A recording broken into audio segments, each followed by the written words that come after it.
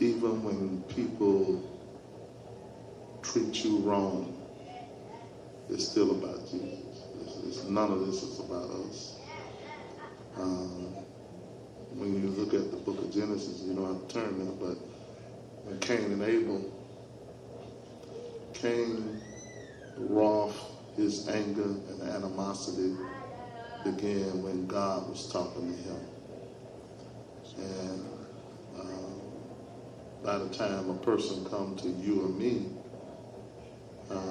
they are taken out on you or me or the anointed one what they really want to express to God. That they are not, it's not personal. You're not all that. So when people, this Bible lesson is so crucial here, and it covers all bases dealing with the lukewarm church. And it's supposed to make you examine yourself. So when people come at you, it don't necessarily mean it's you.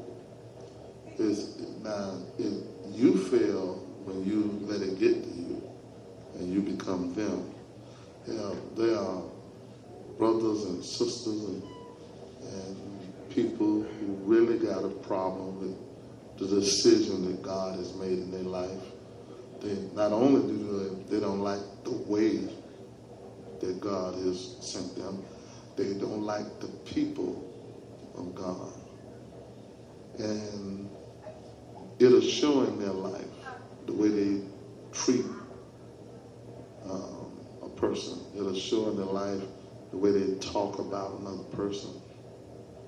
The Bible says, judge the tree by the fruit that it bears. We can't go around that. So now we're living in a time, so a lot of this stuff is dealing with the lukewarm. Now remember the Old Testament is our schoolmaster. The way God dealt with Israel in the natural, they fought against flesh and blood. God, people, the children of Israel fighting against flesh and blood. We are fighting today a spiritual warfare, and eternal. We fight against spirits, which are our enemies and God's enemies. So in the Old Testament, so the Bible have us to look back and see how God dealt with Israel on working for the kingdom. And a lot of animosity and rebellion is because people really don't like this life. You have to, it's a personal decision. I'm not, I grew up in a hostile environment in the church. Some of you all grew up in a hostile environment in the world. I grew up in a hostile environment in the church. So it was a norm, but I look where it brought me, I look where the relationship that I have, and then I see people going off. And actually, a lot of folks are reaping what they sow. And then they want to act like they don't understand why now they are suffering for things that they've done. So, Revelation 3:14, let's deal with this lukewarm church. Read. And unto the angel of the church of the Laodiceans write, these things said the Amen, the faithful and true witness, the beginning of the creation of God. I know thy works, that thou art neither cold nor hot. I would that thou wert cold or hot. So then, because thou art lukewarm, and neither cold nor hot, I will spew thee out of my mouth. Now let's deal with this. We got to understand, everybody is not going to receive this. Isaiah 28:9. So who among us is going to actually receive this? My pastor, when I got the Holy Ghost, was an evangelistic bishop. He was a humble man. And he was a teacher of the word. He wasn't the fellow to get up there and the hoop and hack and holler. He was a teacher, and he blessed many souls were blessed through his ministry. He wasn't a popular one. He was just a God choice. And he poured into us. He poured. I remember we having ministers meetings with 30-something of us. So we'd be sitting in the room and he'd be just teaching. And I have my notes and I start buying recorders, the tape recorders and everything. I record everything. And I would go back and listen to stuff over and over, then write it down. Same thing I do with Apostle Cal today. While another person, we're sitting there looking at YouTube, I have my computer, I be getting every scripture he have, taking the notes, and then when it's time for me to study, without me looking at him, that's when all this is birthed. So this lukewarm teaching come from me gleaning off of a message that Apostle Kyle preached, don't flip the script, and going a whole different direction. But it was a foundation for me to start. And out of all the scriptures that he gave, the one that stuck out to me was this Isaiah 28:9. Read. Whom shall he teach knowledge? And whom shall he make to understand doctrine? Them that are weaned from the milk and drawn from the breast. So we can teach all our life, and I see this. I see this myself. There are people that'll never get an understanding. They're gonna complain. They're gonna hide their animosity. They have a wean from the milk, and they are babies. They say, so who's gonna teach? Who's gonna grab a hold of this? Who's gonna grab a hold of this? Who is this actually coming to? And it don't necessarily have to be the person that everybody think gonna be the person, because I was not the one that everybody would thought would have the ministry that extended. We have some of the most profound preachers that can mesmerize a congregation. And still today, they are some of the most prolific speakers.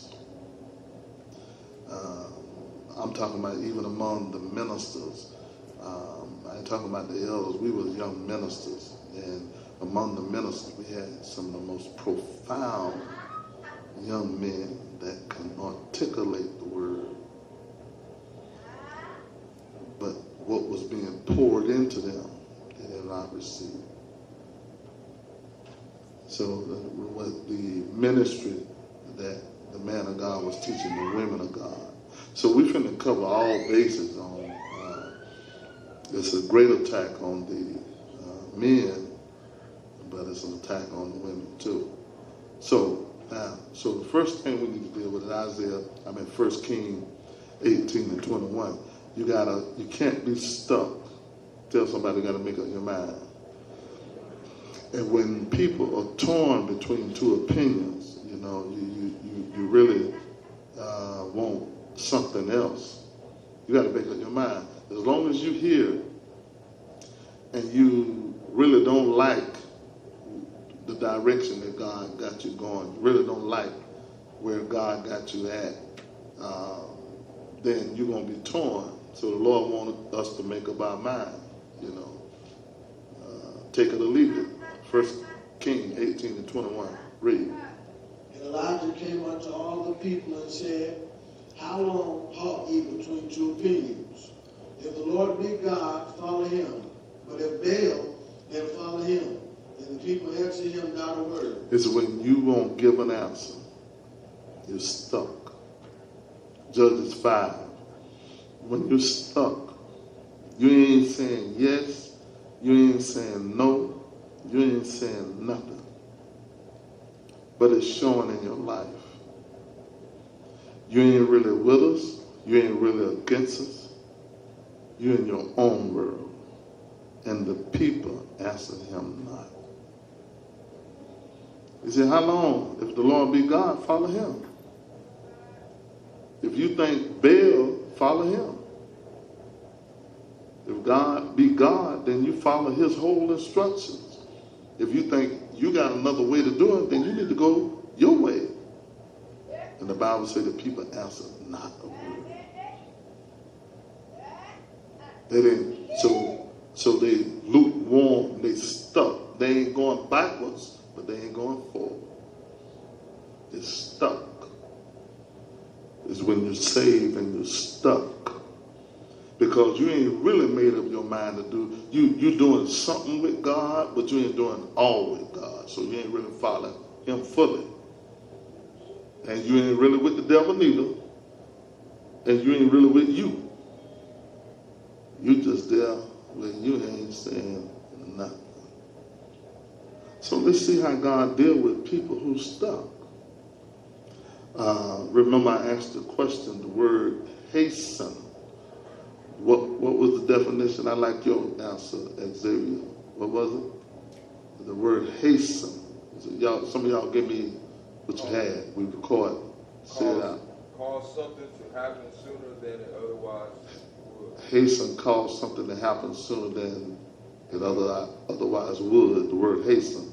Heather, what was that answer you had for the word hasten?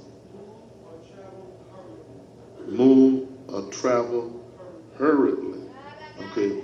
Judges 5, for right now, in 23, what it say? Curse ye arose, said the angel of the Lord. Curse ye bitterly the inhabitants thereof, because they came not to the help of the Lord, to the help of the Lord against the mighty. See, it said, now, you came, but you didn't come to the help of the Lord. You came, but you building your kingdom. You helping yourself. It's all about you. But your purpose of coming is you supposed to be help of the Lord. And if you ain't helping the Lord, then you're against it. God didn't call you here just for you to go find a place to go to church. God took all your mistakes, took all your downsets and sins, and then you were supposed to store that into the body of Christ, and then you become a person that can help someone. A person walk through that door with any type of sin, any type of mental illness or anything, that God will have an ambassador in him. But they here. They give money. They got their stuff. They'll help pay bills here. They give to a project in the church. But do God have you? Because our battle is against spirits. We fight against spirits. 2 Chronicles 24. So that word hasten, hurriedly, doing something sooner than you normally would do it. So it must be something when God tells somebody to do something. It does matter how you respond to God. So there are people that have respond to God, but they're going at their own pace. They're doing it the way they want. And then they're confused because they feel, I'm doing what God said do, but you're doing it at your own pace. You're doing it when you feel like doing it. So let's see how God deals with people who do what they want and when they want and how they want. So I'm not even talking. See, it ain't no different than Cain. God wanted a sacrifice, and Cain brought a sacrifice, but God just didn't accept it. So you cannot say Cain didn't do something for God. Cain did do something for God. God just didn't accept what he did for them. 2 Chronicles 24:5. Read. And he gathered together the priests and the Levites and said to them. Now, so we're talking about God people. It said the priests and the Levites. We're talking about the preachers, the pastors. You're talking about the men of God. So you gathered them together. Now the work of God needed, the house of God needed to be repaired. And God getting the men of God together. And brothers, I ain't just picking on you. I'm going to give you scripture with the women too. You know, but 2 Chronicles 24:5, he letting them know. I'm calling together the priests and the Levites. Read. Start over, 5th verse. And he gathered together the priests and the Levites, and said to them, Go out unto the cities of Judah, and gather of all Israel money to repair the house of your God from year to year, and see that ye hasten the matter. Howbeit the Levites hastened it not. So that word hasten means they hurriedly did it, and the Bible said they hastened it not. God got a problem when you are doing what he said, but you're doing it at your own time. You're doing it at your own pace. You done got your set time. That's why you don't see me with no prayer time. You don't see me. He could interfere in my life anytime he want to. You know, I don't have no set time. Now, don't get me wrong. I ain't got nothing wrong with that. You have a time to pray. There's nothing wrong with that. But I want him to be able to knock on my door anytime he wants. You know, and then you got people around who they have grown. They have grown to Hebrews 12. You got people that have grown to the place where they done heard this stuff so much, and something can be thrown right at them. They done got so used to hearing the word until they can amen when you say you going to hell, because they done tuned it out. The lukewarmness is, preach, pastor, and I'm preaching right at you. And you fake it like you amen it and you agreeing with it, and the hellish message going to you. You know, I don't want to. That's a lot of energy to fake, to pretend like you love, to pretend like I'm working for God. So now, you cannot do this work when you want to. It's a season. Mother Kyle was telling me, I said, well, what can we grow up here? This cold weather. She said, greens. You grow collard greens, any of them greens. They can take any weather, greens. But there's particular gardening you can't do in the wintertime. It's a certain season you have to do. That's why California and Florida is full of oranges, because the oranges can't handle so much cold. They can't stand this freeze. So you got a season, and you got to run the race that's set for you. God done set the pace. And you see most people, you want to know the pace that you're supposed to be on? It was the pace when you first started going. You used to go to church every day. You didn't want to miss nothing. God set the pace. Now that you've been here a while, you go to church when you feel like it. You do your work when you feel like it. You come up with all these excuses why you can't do it. And the Lord, and the Bible said, and God said, go hastily and do what I told you to do. And the Bible said they hasten not. It didn't say they didn't do the work. They took their time. Hebrews 12:1, read. Wherefore, seeing we also are compassed about with so great a cloud of witnesses, let us lay aside every weight and the sin which doth so easily beset us, and let us run with patience the race that is set before us. See, God has set the pace of this race. And what so many have done, they have changed the pace of the race. And they think they're right. Can't tell them nothing. They already got their time that they're going to do this, got their time that they're going to do this. And God said, now, I don't set the pace for you. What? The pace is to endure the end. I don't want you to come around here with no 100-yard dash sprint. I don't want you to come around here and thinking you got to do everything.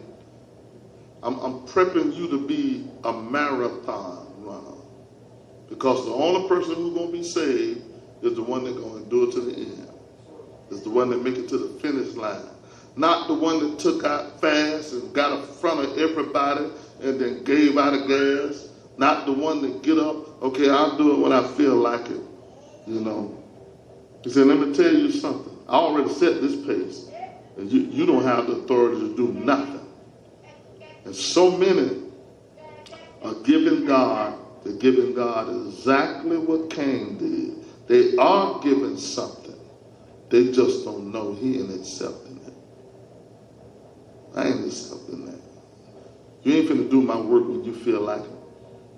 He gonna show you the judgment of it. Nehemiah 13. Remember, Nehemiah was building a wall. He said, and Nehemiah said, the people got a mind to work. So when you're among some people that have got the mind to work, tell somebody there's gonna be some people who ain't got the mind to work. And they around him, you know, I give personal assignment and so forth, and they over here doing something else. How you can find a time to do all this other work, and you ain't got no time to go to church, you ain't got no time to sit down and listen to the teaching, but you can go out here and do all this other stuff. And then when the tests and the trials start coming, then you acting like, I don't understand why this happened. I don't understand why this happened. The Lord ain't allowing nothing to come our way that we weren't prepared for. The only way you feel like it's unbearable, you didn't receive what he gave you. He don't allow nothing to come our way that he didn't prep us for. I'm going to test you beyond what you're able to bear. I'm going to make sure I done poured into you, and then when the test comes, if you have received what I've given you, then that test ain't going to, it's just be a test, that's all.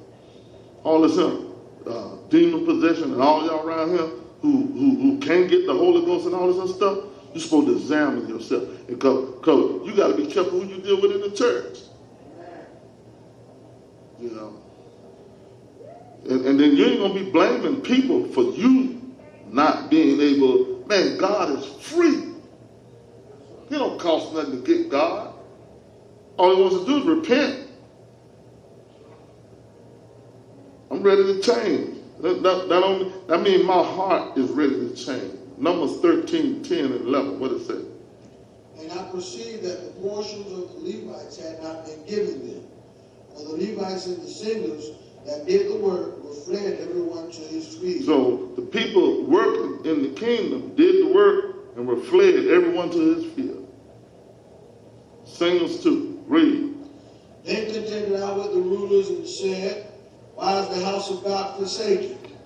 And I gathered them together and set them in their place. So it's the man of God's job to set you, tell somebody the bishop's going to set you in your place. Get your behind straight. Get you straight. Set you in your place. Why? The singers, the workers, everybody around.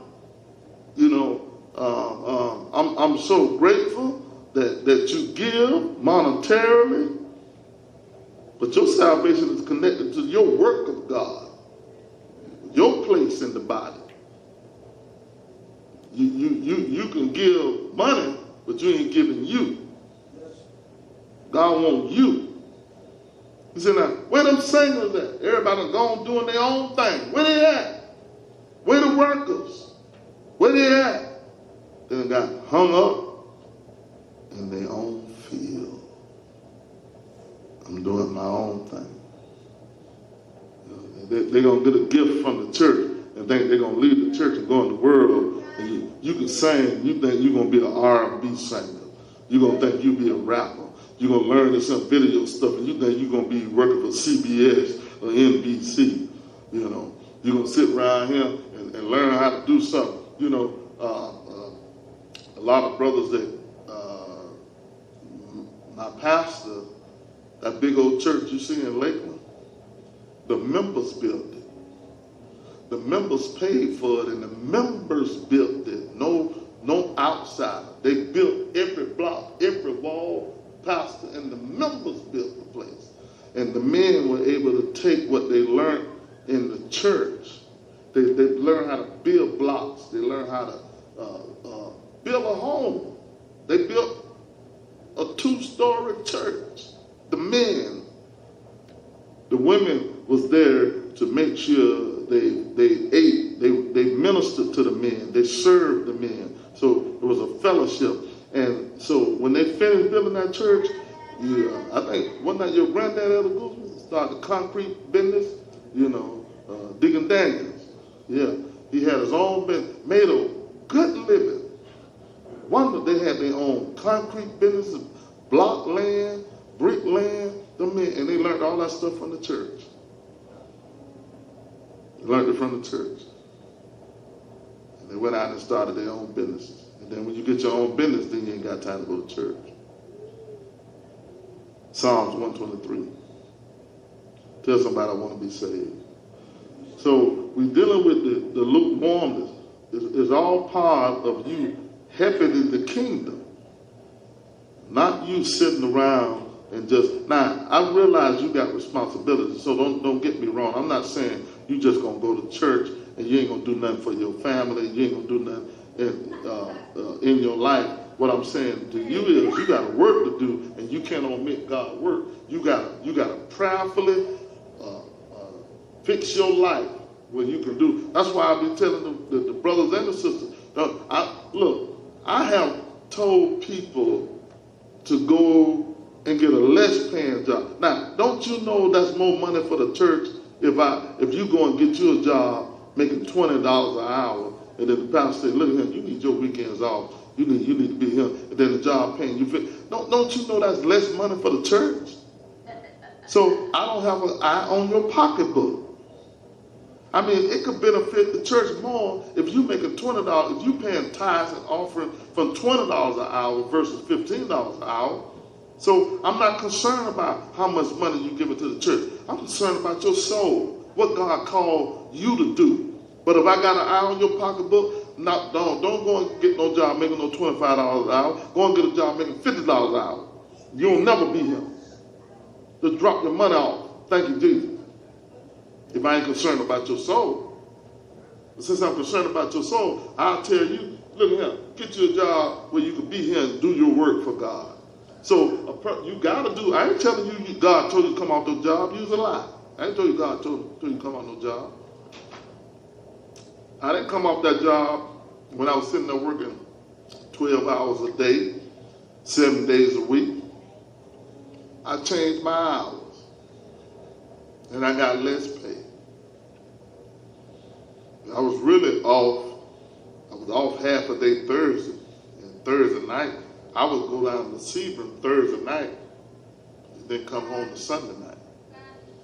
And I was working. So Thursday, Friday, Saturday, Sunday, 4 days out the week, I was at the church and I had a job. I did what I did on Thursday night, Bible study. Bible study on Thursday night. I did Bible study on Thursday night, and I'll be down there all the way to Sunday night. But I had to work. I had to contribute. Y'all love the Lord? Psalms 123 and 4, read. Our soul is exceedingly filled with the scorning of those that are at ease, and with the contempt of the proud. So now I want you to understand something. It does become uncomfortable when people around you are lackadaisical. You can affect the people that they're gonna be irritated by someone who around here running and doing all they can for the Lord, versus you sitting around here and you looking, well, they the church all the time. They doing something all the time. They so deep, they so spiritual. And then you sitting there, well, I got to do this up. I got to take care of me. So the process is you're at ease when we're around the contempt of the proud. I ain't finna let you make me feel bad because I want to give all of me to God.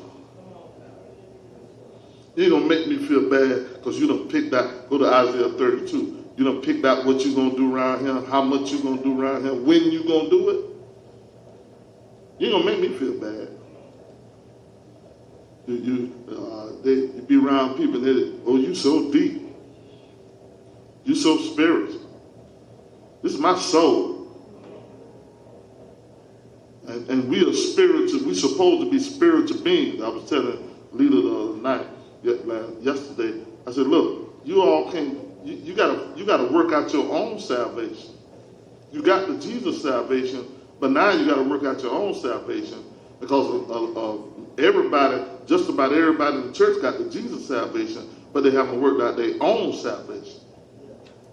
Working out your own salvation, if getting mad means you're going to get demons, then you can't afford to get mad. If looking at a movie gonna cause you to sin, then you can't look at the movie. You got to work out your own salvation. If listening to some R&B music or rap music gonna be the thing that get you to mess up, then you can't do it. And I ain't finna sit down here and pray with nobody. Why you think I ain't dealing with some of these people around here? You don't want to be saved? You around here praying with somebody, they around here listening to some R&B music, looking at rated R with the nippet, with that movie. Nuke tell me what movie right and what movie ain't right. Some movies all right, it ain't right to him. I ain't looking at that movie. Man, we were looking at an old Western last night, cowboy movie. You know, cowboys and Indians and stuff. And then the cowboy movie came on 1959 something. And then it was some bats flew on before it came on. Some blacks flew, and it said the old haunted Western or something. And that Nuke got up and walked out. I think he thought it was Count Dracula, some horror show. It was just an old Western. But they made around and met some blacks flew on that thing, and the writing looked like it was some kind of horror show. You know, I'm finna go to bed. You know, he got out of there. Wow, to him, you know, I can't look at that stuff. He working out his own salvation. You know, another person could look at it and it don't even bother them in their dreams or nothing. But if you know that stuff bothers you, you're supposed to not deal with it. So when that old cowboy Indian movie came on, he got up because the entrance didn't look right. He didn't get a chance to go in there. You know I ain't finna look at nothing, no cussing, no half naked, nothing. I ain't gonna look at none of that stuff. You know, so just a little cowboy Indian. You know, I grew up off of that.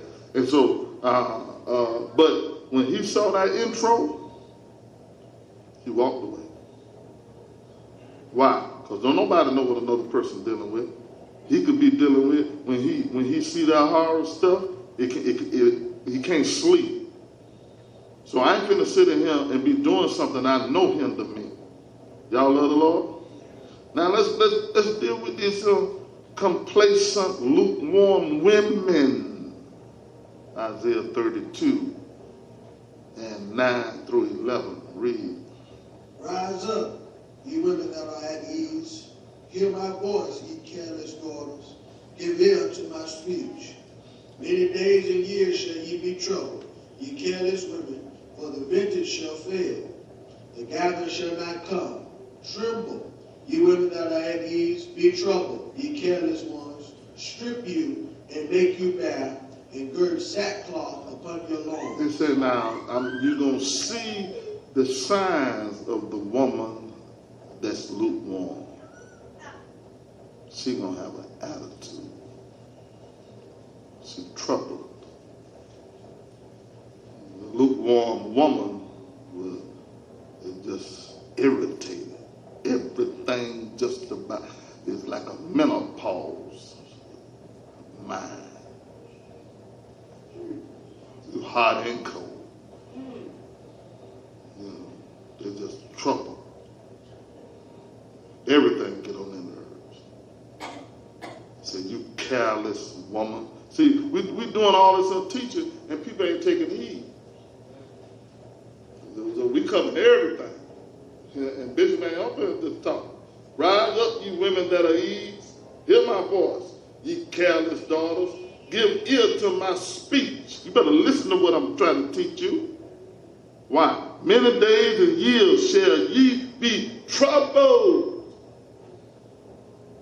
going to irritate. So you sit in here, you look, everything irritates you, looking around. Can't stand that. Can't stand that. Can't stand that. You can't stand. You go in the mirror. Can't stand you neither. Isaiah 64. Tell somebody I want to straighten up. Know when you need some help. And get the help that you need. Don't be around here trying to pretend like you're strong. You know. You need to be honest. I need help. But don't be trying to get help and you ain't repenting. Don't be acting like you don't know why you ain't getting nowhere. You want to? I don't know why I keep falling. I don't know. Yes, you do. How you gonna keep doing what you're doing? You ain't working out your own salvation. Isaiah 64:6. Read. We are all as an unclean thing. All of our righteousness are as filthy rags. You need to understand that anything that you call righteous is still filthy to God. What is righteousness to God? Faith in Him. Our faith is counted as righteousness. So you just trying to do everything you call right is filthy rag. And that's what a lot of people, I treat them right and I do this right. The Lord said, your righteousness is filthy rags. Why you don't believe me? Why you don't have faith in me? Abraham made mistakes just like other people, but the Bible said in Romans 4, it said God counted his faith as righteousness. It's the person that's going to believe God. I believe God going to bless me. I believe God going to fill me with the Holy Ghost. I believe God going to deliver me. I believe God going to heal me. I believe God going to bless me to do this work for Him. Having faith in God, that's counted as righteousness. And you with your do kind spirit, but you ain't got no faith in God. Isaiah 64:7. Read. And there is none that calleth upon thy name, that stirreth up himself to take hold of thee. For thou hast hid thy face from us, and hast consumed us because of our iniquities. Keep on reading. But now, O Lord, thou art our Father. We are the clay, and thou art the potter. And we are all the work of thy hand. Be not wroth very sore, O Lord, neither remember iniquities forever. Behold, see, we beseech thee, we are all thy people. Somebody tell the Lord, I need some help. I need help. I'm messed up. Go to Isaiah 66:4. Now, if you don't, somebody look up the word delusion. God has sent a delusion, and that delusion comes. That dreadful thing. Isaiah 66:4, what does it say? I also will choose their delusions and will bring their fears upon them. Because when I called, none did answer. When I spake, they did not hear. But they did evil before mine eyes, and chose that in which I delighted not. So what we're seeing now is the results of people really not doing what He said. Faking like they don't understand why things ain't going right. He said, I'm going to send a delusion. Anybody look at that word, delusion? What is it? Having what? Having false or unrealistic belief or opinion. Yeah, having false or unrealistic belief or opinions. What you got? Same thing?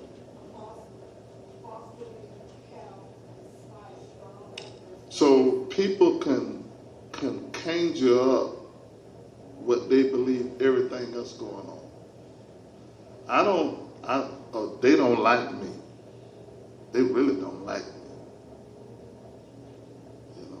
Everybody got something against me. That's a delusion. Don't nobody love me. That's a delusion. Look at them. They're talking about me. That's a delusion. So everything is about them. So the Lord said, I'm going to send a delusion. That a lot of them demons y'all be dealing with is delusion demons. You be conjured up, made up a whole nother world with your delusions. Oh, they want me. Nobody want you.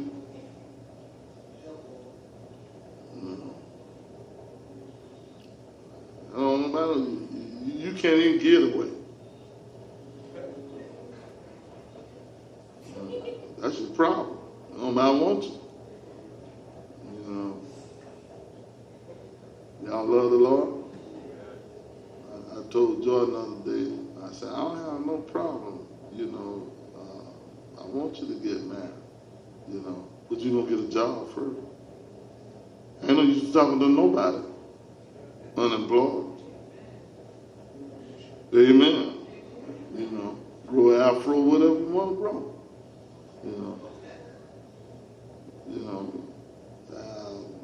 You got to be careful because people think I favor you and do things just for you. I want the best for all of y'all. But I ain't gonna let Jordan slide. If the other brothers couldn't talk to no sister without no job, you ain't talking to them nigga. You know, I don't have no problem. I want you to get married. You know, I don't have no problem. You pick out who you want. Ain't none of us picking out nothing. Your mama, your daddy, me, or your grandma, none of them. You don't go by, it's what you want. And what all the bishops say, you're going to have a job. That's the only thing I say. You can marry Shanae if you want. You know, she'll have him prayed up.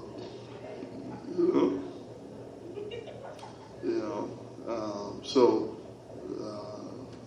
different people ask me about people. You know, they'll ask me about people. And people ask me about, they're interested in somebody and so forth. And they'll ask me, you know, and my only thing is, when it comes to courtship, the brother got to have a job. That's it. They choose who they want. You know, and you need to hurry up and get a job and get a wife. That's what you need to do.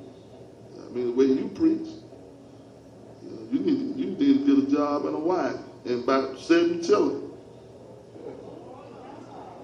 You know, then they'll look at you and say, I don't want him. If he do leave her, child support got everything. You know, ain't no use just taking him from her. You know, all that money gonna go to them 7 children. You know, now that Timmy have his rules down. You know, I want a wife and a whole bunch of children. You know, Timmy, you want a whole bunch of children, and Jana want a whole bunch of children too. God knows exactly what to put you with. So they ain't fussing about nothing. He want a big happy family, and she want a big happy family. Got a problem when you want a happy family and they just want one.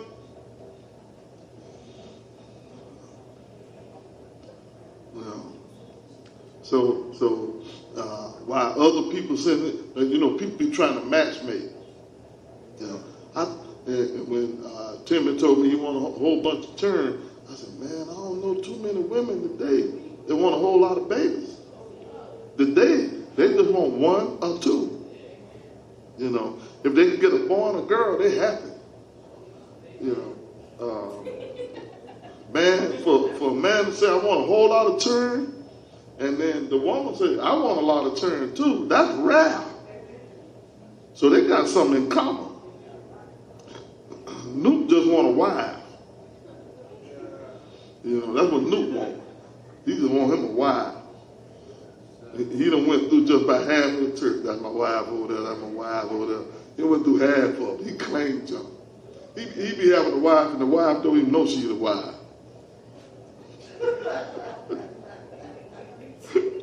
He be got married, and the person don't even know Nuke married me.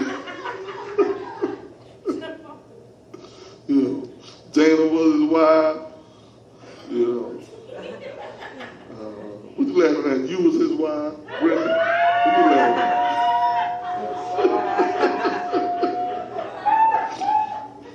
That boy go through a wife in a minute.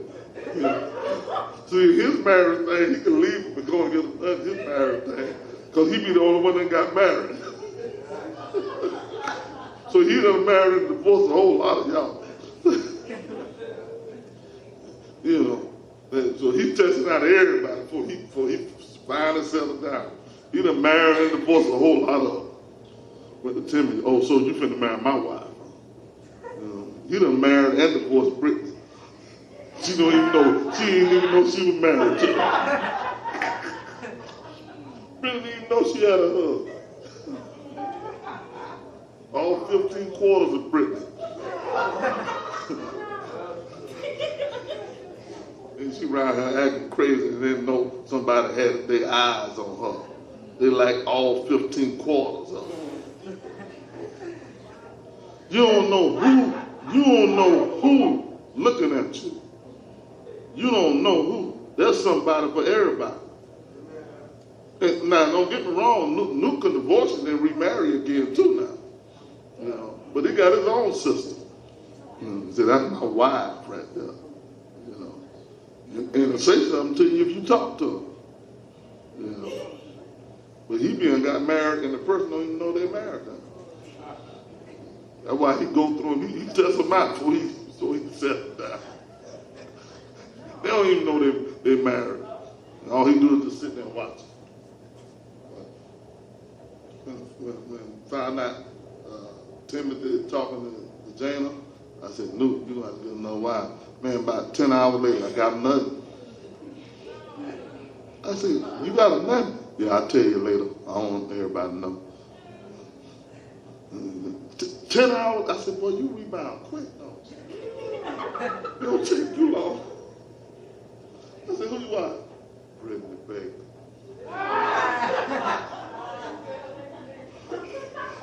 I said, Brittany don't even know. She around here acting all bugged out. And boy, don't scoped out. Where you going, Brittany? Yeah, something coming out of right now. Well, I don't know, boy. You might can remarry. They're coming out now. About 3 or 4 people's coming out.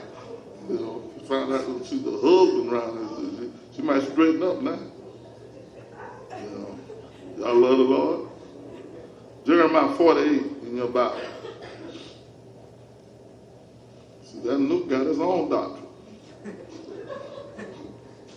He know how to go through them just looking at them. Jeremiah 48 and 10. Read. I want to do this work. Read. Cursed be he that doeth the work of the Lord deceitfully. Be careful how you do the work. You can't do the work the way you want to do it. He said, I'm going to curse you. You doing the work. He said, you're doing it deceitfully. You doing it and you got your own little hidden agenda. I throw a little curve at Sister Michelle. You know, she always doing the work and always busy when time to teach and stuff. You know, got to be careful how you do the work. You can't be always doing it the way you want to do it. Keep on reading. What it say? And cursed be he that keepeth back his sword from blood. See now, a person doing the work and they're always working when you're supposed to be worshiping or praying or laboring in the kingdom, but you're always using your work for the kingdom as an excuse not to do the relationship part of the work of the kingdom. Listening to the teacher, praying. You're doing the work of God, but you're forgetting about the God of the work. So you can't just focus on just doing the work of God and you're forgetting about the God of the work. That's Jeremiah 48 and 10. Ezekiel 16, 49. And so not only did you have the men that was not fully committed, but you had the women that was not fully committed. Ezekiel 16, 49 and 50. Read. Behold, this was the iniquity of thy sister Sodom. Pride, fullness of bread, and abundance of idleness was in her and in her daughters. Now see, the mother can pull her spirit in the daughter. That's what you're dealing with. the mother can pour her spirit into the daughter. Yeah, you and a whole lot of other ones. But you know it. You know it. So the mother have a haughty spirit, and the whole time she's trying to pour that in the daughter, because you can only produce your own kind. That's why the Lord wants us to train our child up the way, his way. You're supposed to teach your children God's way, not your way. Because whatever in you, you don't even know about it every day. I ain't talking about you sitting here saying to your child, don't like this person, don't do this. No, it's your life. They're watching your life. And they learn from your life. When you see that little child in Walmart cussing or trying to hit their mama and daddy, it's because they do it at home. They heard the cussing from home, and they hit on their parents at home. So when they get to Walmart, they're embarrassed. The child in there cussing. Who that one of y'all told me, the child in the school, or Richard told me, Richard's son, what the grade, what's the thing before kindergarten? They're in pre-K. And they got a little child in there cussing the teacher out. Pre-K. What age is pre-K? 4 years old, and the teacher told him, we can't do nothing. We can't whoop the child. We can't do nothing. The child cussed the teacher out, cussed the other children out. 4 years old.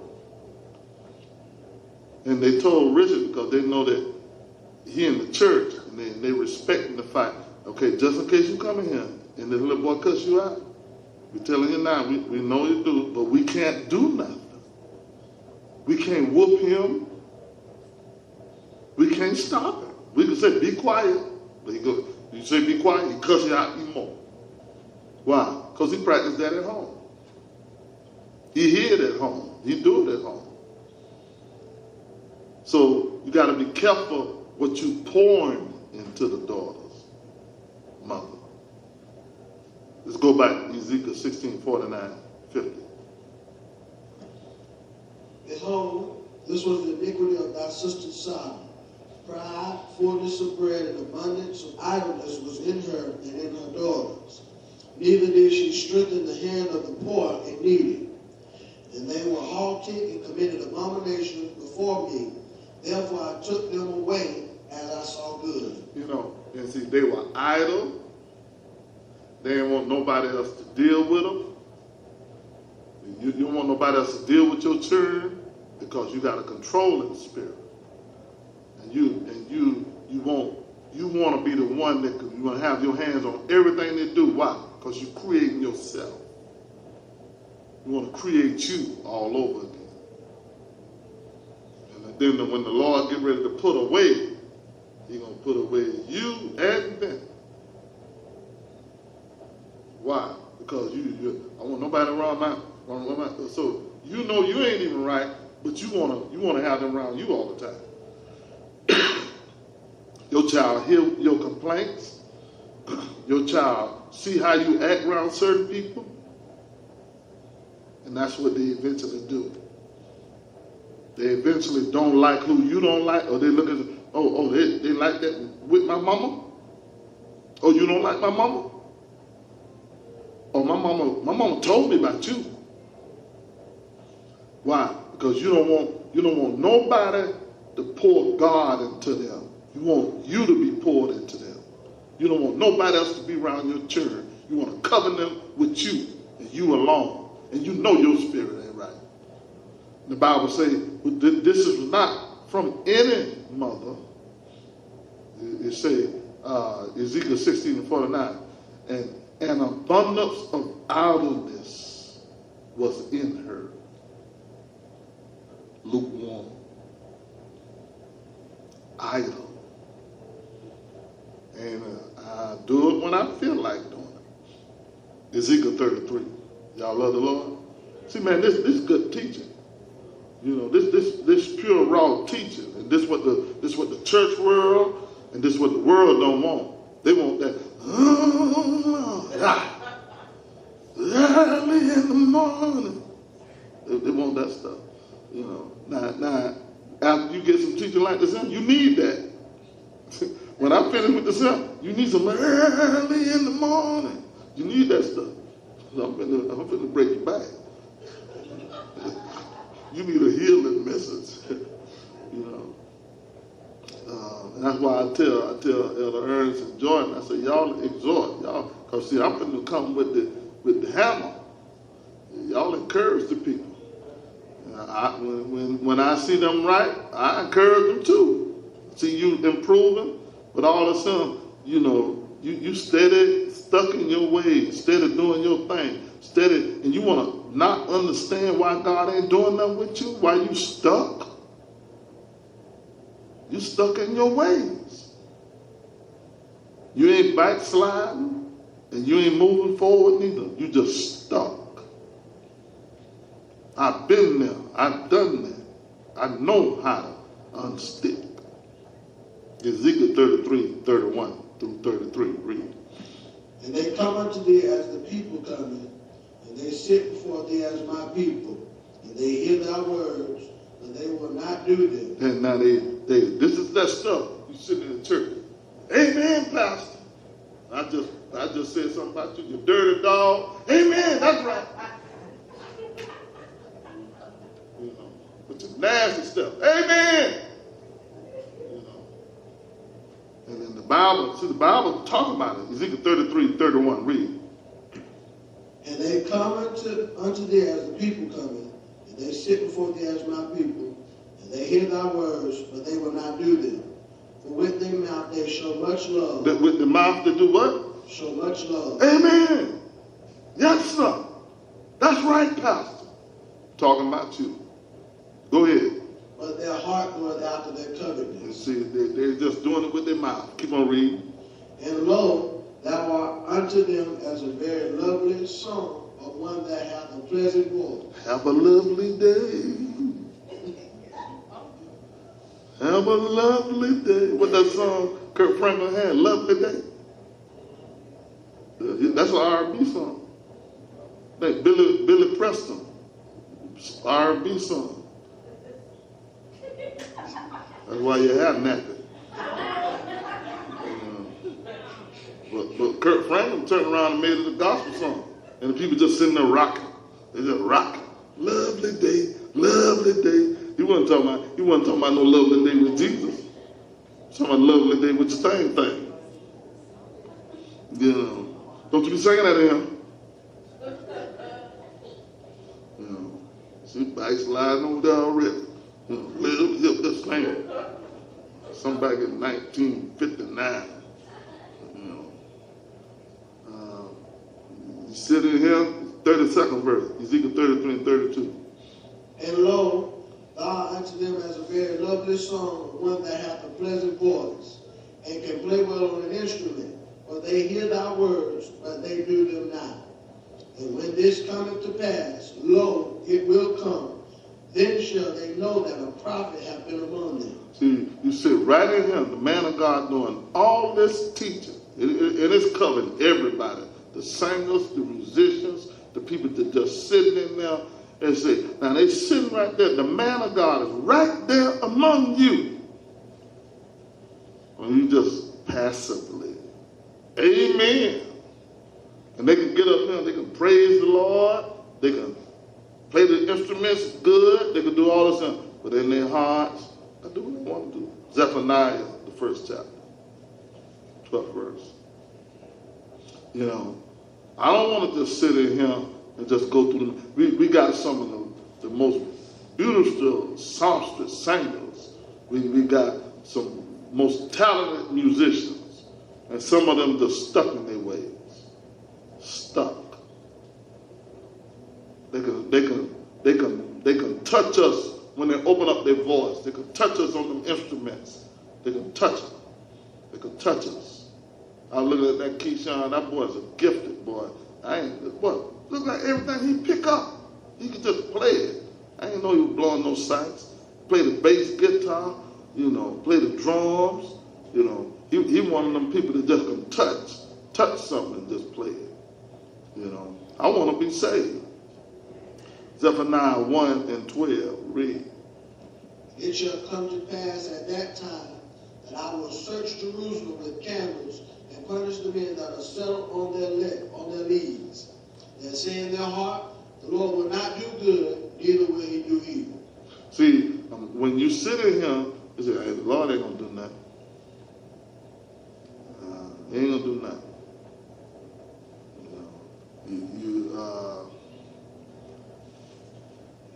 When you lead, somebody look at that word leads, L-E-E-S. I know when it comes to the wine, it's the nasty part of the wine, the settle part of the wine. So when you're dealing, so it shall come to pass at the time that I will search Jerusalem with the candles and punish the men that are settled on their leads, that say in their heart, the Lord will do no good, will not do good, neither will he do evil. So they force God to judge because they say, ain't nothing happening. Ain't nothing happening. I'm here, ain't nothing happening. You know, you need to look up the word booty. You know, it ain't what you think it is. I ain't talking about yours. You know, Zephaniah 1 and 13, read. Therefore that good shall become a booty. So I ain't talking about yours. And look and see what he's talking about. You know, that's when the enemy can just take what he wants from you. When the enemy comes, he come and just take any part of you he wants. And that's what we got here. You ain't nothing but a booty. But the enemy can come and just get you when he wants. You just some booty.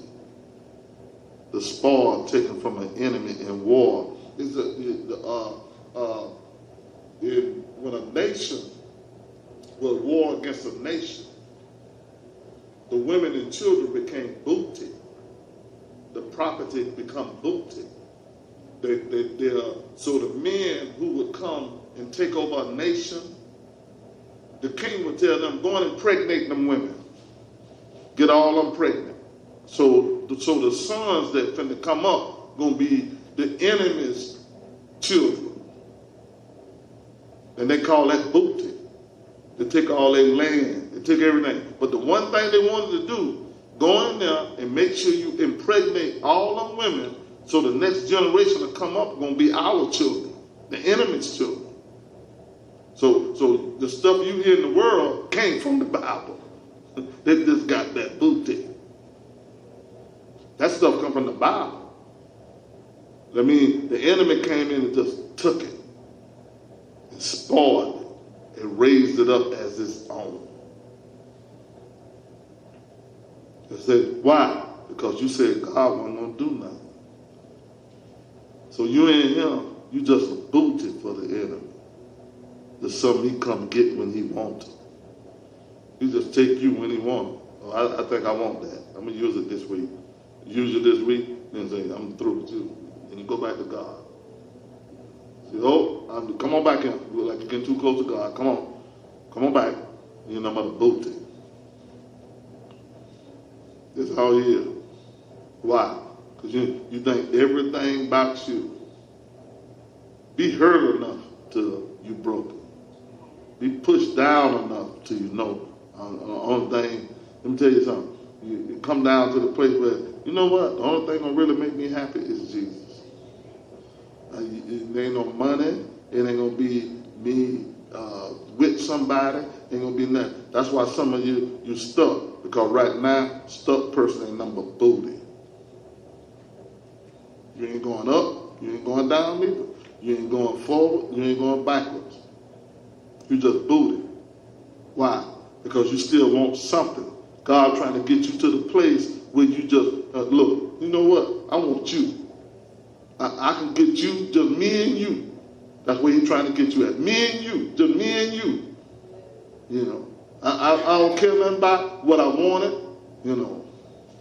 I remember Shanice had her whole life planned. She gonna have a light-skinned baby. She already know what color her baby gonna be. And my little daughter, and if you don't get filled with the Holy Ghost and fire, then you just gonna make another sinner. I said, well, where you come up with that name? Her name on Facebook was Sinner. That came straight from the devil. You don't want to make no sinner. You want to make a sister Shanice. That's what you want. What's gonna happen if your husband chocolate? Then your little baby ain't gonna be light skinned. She just knows she's gonna have a Puerto Rican looking baby. You might have a cocoa chocolate smoke color. First you gotta get somebody who wanna marry.